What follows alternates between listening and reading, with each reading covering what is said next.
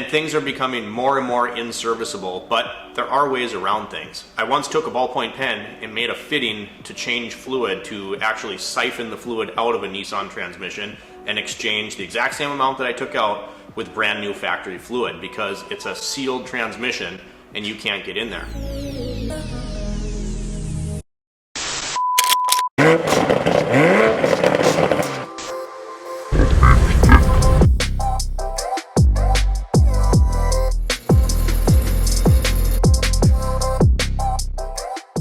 Alright guys, welcome back inside the shop for another discussion video. If you're new to the channel, welcome. As always, when we do these discussion videos, we just kind of sit down and talk about stuff. I think I got a good one for you today. I would say the two most common questions I get from customers in the shop is, one, what kind of vehicle should I buy? And that can be a whole separate video for itself, because if you're not going to listen to what we say, I'll just tell you whatever piece of junk you're looking at. It's a great car. Then you can figure it out that way, because that piece of advice is hardly ever actually listened to. And usually exactly how that goes is I say I wouldn't buy that car, I would buy this car, thanks for your advice. Oh, I bought this car and 4 months later it needs X repair. And it's like, yeah, I could have told you that.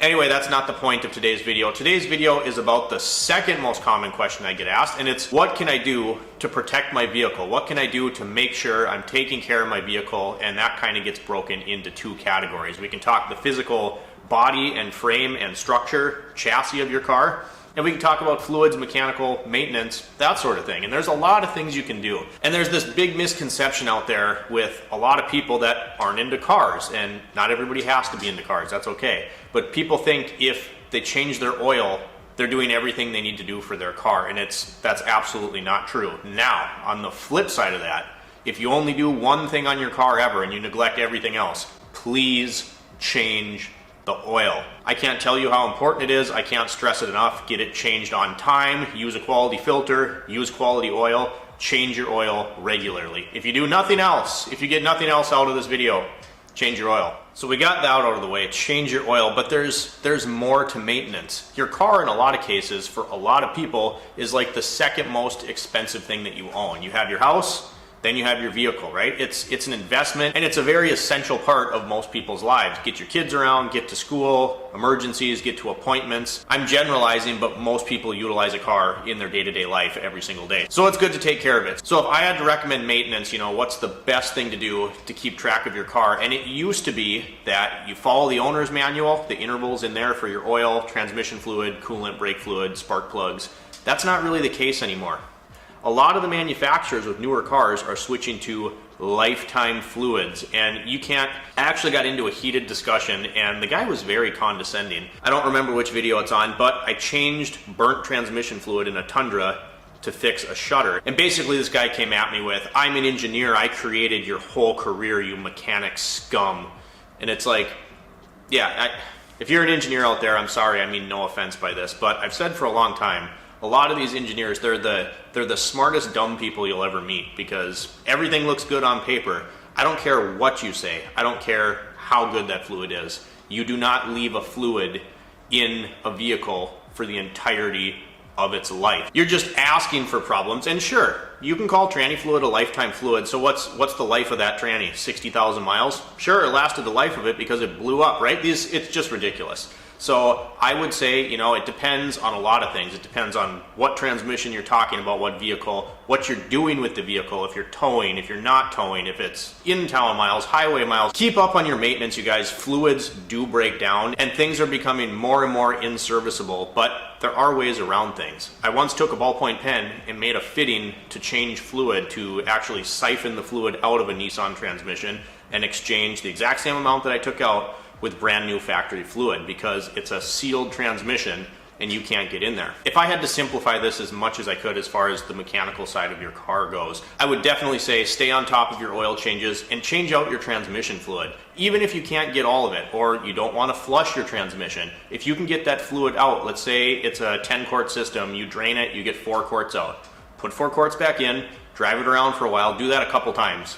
Get that fluid out of there. Get the old fluid out of there, because nothing's going to wear out your vehicle faster than running fluids for the life of the vehicle. And we can't possibly talk about every single model car or year range in this video, but there's an old saying, and I love it. It's, if you don't schedule maintenance for your car will schedule maintenance for you. That statement couldn't be any more true. Power steering systems. I know nowadays a lot of them are electronic, but if you look at an old school hydraulic power steering system and you have bad fluid, eventually, you know, lines break down, you get dirt and grit in there. That fluid actually turns into essentially like a cutting fluid. If you have super dirty power steering fluid, that's gonna wear out your power steering pump and all the seals in your steering system, because it essentially has grit in it. You know, so that's just one example of fluids are very important. You know, do you need a brake flush every 20,000 miles? Probably not, but this is something you want to be aware of. Transmission fluid, power steering fluid, coolant. And yes, nowadays a lot of these fluids last a lot longer than they used to. I mean, there's coolants that are rated for, you know, a zillion miles, and it's like, yeah, the fluids have gotten better, but it doesn't mean that you shouldn't be exchanging any of the fluids on your car ever. You know, these things break down. All the detergents and lubricating properties of these fluids break down over time. And if you leave them in your car forever, you're asking for problems. Now, within this conversation, I think it's important to note that there's a difference between mechanical failures and parts that are maintenance items, things that wear out over time. Think brake pads. If you wear your brake pads down to the metal, it's not a failure of that brake system. This is a maintenance item. Yes, that brake pad is no longer suited to be serviceable, but it's not a failure of the car. You know, it's not like your caliper seized. That's something that would not be a maintenance item. Brake pads, maintenance item. What is the biggest expense you can think of as a maintenance item on your car that's going to wear out? Tires. Your tires. I see this all the time, you guys, and tires, it's not like it used to be. Tires are very expensive, and there's a lot of options out there, but as a whole, tires are very expensive, so you want to protect that investment. Something feels wrong, you hit a curb, go get an alignment, save your tires, and they can check for any other worn components as well. But just as a general example of what I'm trying to say here, let's say you have a front-wheel drive car, a Toyota Corolla, Honda Civic, whatever the case may be. You get a brand new set of tires on there, and you never, ever get them rotated. Well, if you're heavy on the gas pedal, you know, it could be a year, it could be 2 years. I've seen it as quick as 6 months. Somebody got new tires on their car, and within 6 months they came in, and the back one still looked pretty much new, front wheel drive car, and the front tires were like roasted. And the customer was like, yeah, these tires suck. One, okay, this is an extreme example, and we need to go over your driving habits. But two, if you want your tires to last, you need to be rotating your tires. You need to stay on top of your rotations. You need to stay on top of your alignments. I don't even care, you know, if you go get a new set of tires and the last set you had an alignment done, car still drives straight. I would do an alignment every single time you get your tires, because the roads are rough, you know, potholes, wintertime, seasonal changes, it does not matter.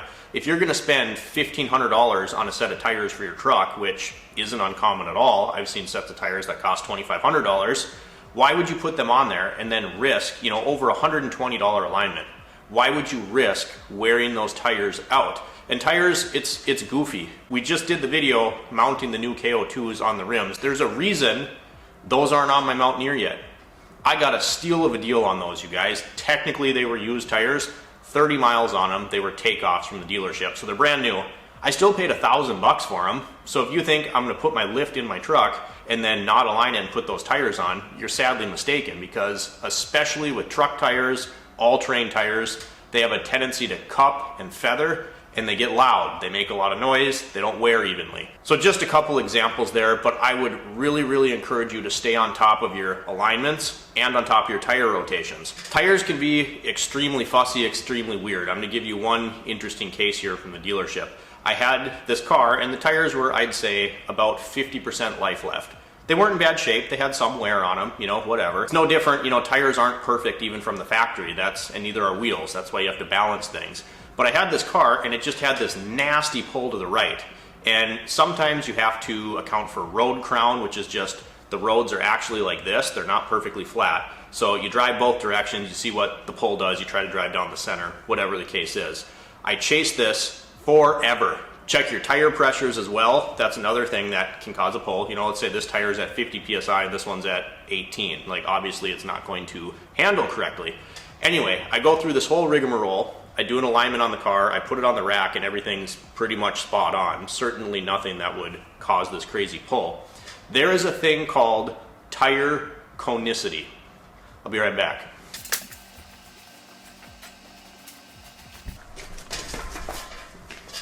This is a coffee mug that I need to bring home and wash. This is going to relate to tire conicity, I promise. So this is a coffee mug, right? On the top of the mug, the circumference is bigger than on the bottom of the mug. It's kind of cone shaped, right?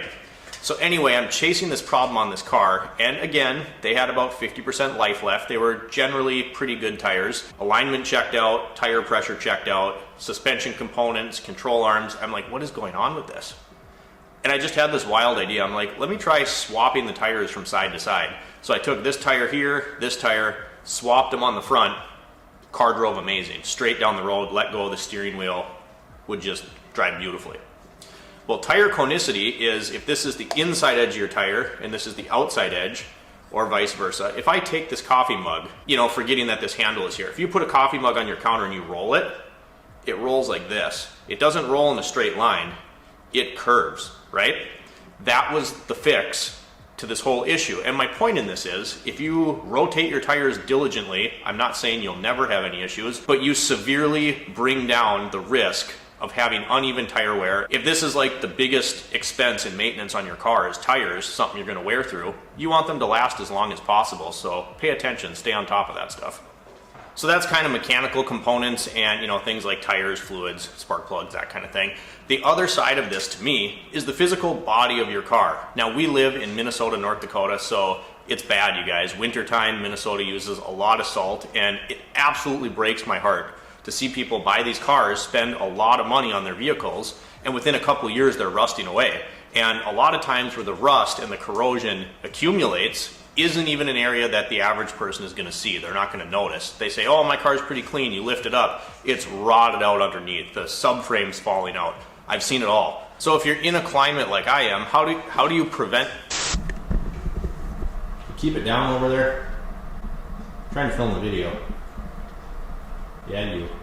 So if you're in a climate like we are, what do? I can tell you right now, the first thing I'm going to suggest to you is wash the thing. You can see here, we're at the Whalable Wash, washing down the Mountaineer. Just get that crud, get that crap off of your car. The Mountaineer I'm very anal about, brought it up from Utah. And it's not all rusty, so I try my best to keep it that way. You can see I'm kind of anal about doing this. Now that's the first thing you can do, but it's still, unfortunately, if you're in this kind of climate, it's not enough. This stuff takes work, you guys. It takes work, it takes time, it takes money. But at the end of the day, if you want to protect these investments, I just want to give you some advice of a few of the things that you can do. We've talked about this product before, but just in case you haven't seen it, I got this on Amazon. This is SaltGun. This is a neutralizer that will completely eliminate road salt as an issue for corroding the metal on your car.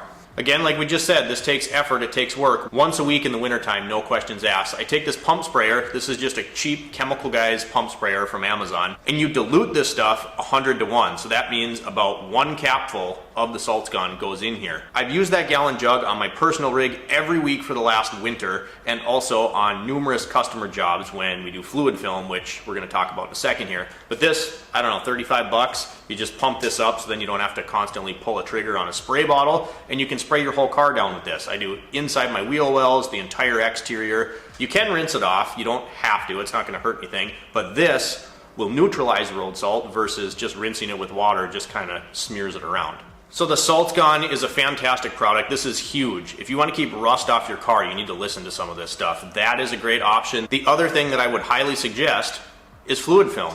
I'm going to insert a few pictures in here. You can kind of see this. I actually offer these undercoatings at my shop as part of the business. For me to do it and do a full decontamination, pressure wash, degrease, rinse, dry everything off. Then I do the whole underside, the wheel wells, the floor, the frame on the inside and out. I go inside the doors. I go inside the rockers, inside any body panels I can find. I can find a way in there. It generally runs about 550 bucks, you know, parts and labor. So it's not cheap, but I think it's well worth it if you have a car that you want to preserve. You can do this DIY.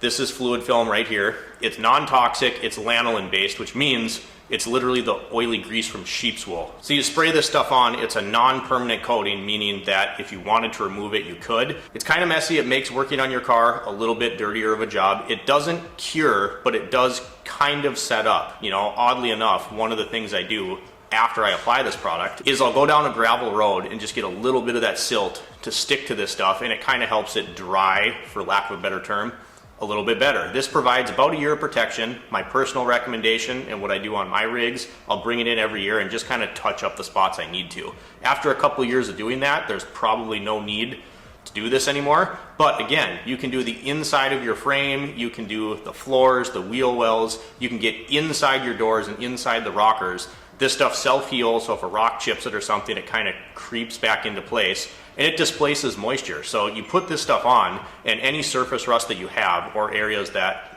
don't currently have rust on them, this stuff is absolutely going to protect your car in the wintertime from getting corrosion, rust, anything like that. So that's what I had for you guys today. People are just always asking, how they can protect their investment. And from a mechanical standpoint, I would say at a minimum, change your fluids, keep track of your oil changes, and beware of the manufacturer's recommendations on these fluid changes now, because a lot of times they're saying lifetime fluid, and in my professional opinion, that's a joke. You should absolutely not leave a fluid in there for the lifetime of your car, unless, play on words, you want to actually shorten the life of said vehicle. As far as the body, everything else goes, I would say any lanolin based undercoating, along with being diligent at washing it and getting that salt off, that actually is what's corroding and eating away your vehicle. If you guys enjoyed the video today, drop me a comment down below, like and subscribe if you've not already, and as always, thanks for watching. We'll catch you next time.